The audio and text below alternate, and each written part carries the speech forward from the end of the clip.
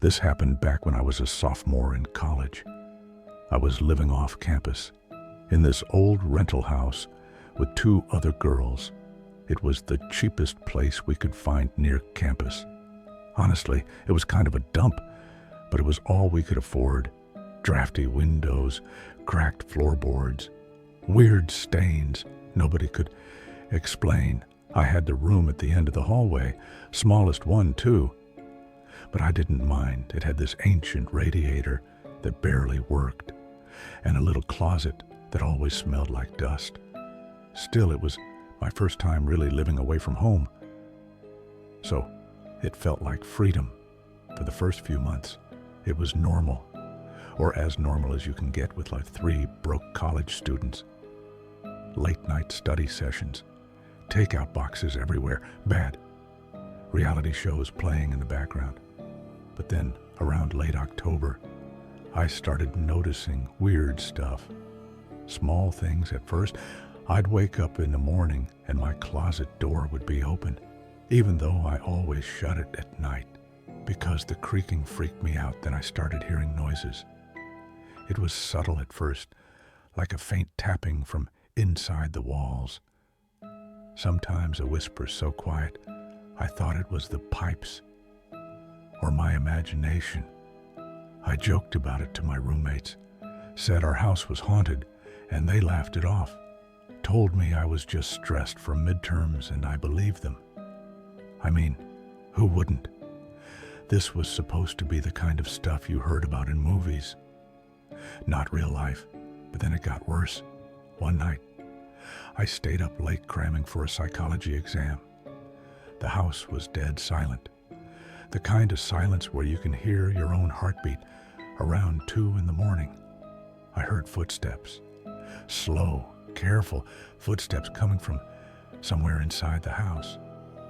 At first, I thought it was one of my roommates getting up to use the bathroom, but when I cracked my door open and peeked out, all the lights were off. Even the bathroom. The footsteps kept going, but they weren't coming from the hallway anymore. They were coming from behind my closet. I stood there frozen, hand still, on the doorknob, listening. The steps stopped after a minute, and I convinced myself it was just the house settling. Forced myself to go back to studying like an idiot. A few nights later, it happened again. This time, I woke up around 3 a.m., not to footsteps, but to breathing deep, slow breathing coming from right next to my bed. I was too scared to move. I just lay there staring into the dark. I could barely make out the outline of my closet door, and it was cracked open just enough that I thought I saw something in the gap.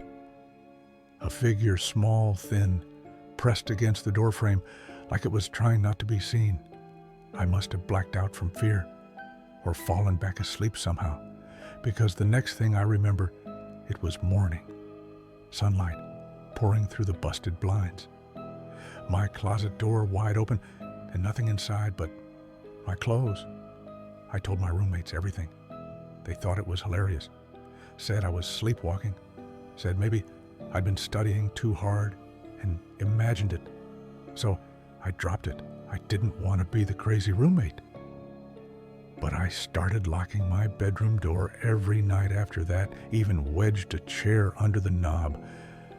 For good measure, weeks went by with nothing. I almost convinced myself it had just been a nightmare. Until Thanksgiving break. Both my roommates went home to their families. I stayed behind because my job at the campus bookstore scheduled me all week that first night alone. I double-checked every lock in the house, bolted the front door, latched the back door, checked all the windows. I even shoved a chair under my bedroom door again. Then I went to sleep with my desk lamp on, just in case I woke up sometime after midnight, to a strange sound. Not footsteps, not breathing, scraping, a soft, scraping sound coming from under my bed. I froze. I didn't even breathe. The lamp was still on, so I could see the room clearly, but I didn't want to look under the bed. The scraping stopped for a moment, and then slowly the chair wedged under my doorknob started to move.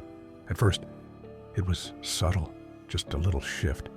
Then it scraped louder, as if someone on the other side was carefully pushing it inch by inch. I wanted to scream, wanted to run, but my body wouldn't move. The chair finally toppled over with a loud crash, and the door creaked open a few inches.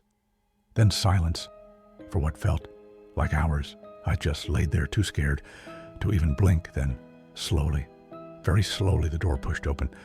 The rest of the way, nothing came in, nothing moved. But somehow that was worse, because it meant whatever was there was patient waiting. I stayed frozen like that until dawn, when the first light finally started creeping through the window. I grabbed my phone and texted my roommate in a panic, begging her to come back. When she finally showed up later that afternoon, I tried to explain what happened. She was skeptical, but when we looked around the room together, we found something that made her face go pale. The crawl space door in the hallway closet, the one none of us ever used, was slightly ajar. Inside were muddy footprints, small footprints leading from the crawl space opening through the walls behind my closet and ending at the back of my bedroom wall. Someone had been living inside our house, probably for weeks. We called the cops. They searched the crawl space and found an old sleeping bag, some snack wrappers, a few bottles of water, but whoever had been there was long gone. I moved out 2 days later. I don't know if they ever caught the guy or if he just found somewhere else to hide, but to this day I can't sleep with the closet door open. I can't stand small noises at night, and every now and then, if I'm alone and it's too quiet, I swear I still hear that faint, slow breathing right next to my bed.